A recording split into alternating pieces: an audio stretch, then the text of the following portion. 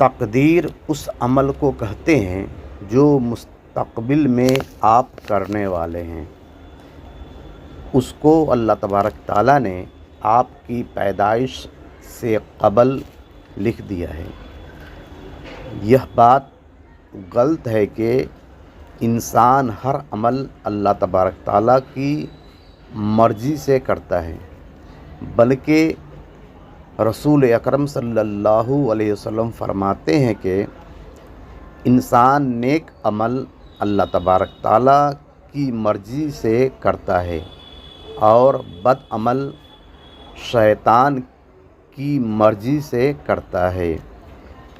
اسی لیے کسی کی اچھائی کی تعریف کرنا در حقیقت اللہ کی ہی تعریف ہے، اور تعریف اچھائی کی ہوتی ہے، برائی کی نہیں۔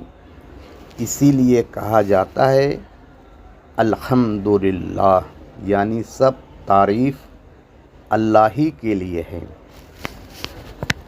ظلم شیطان کی طرف سے ہوتا ہے، اسی لیے ظالم کو برا کہنا در حقیقت شیطان کو ہی برا کہنا ہے۔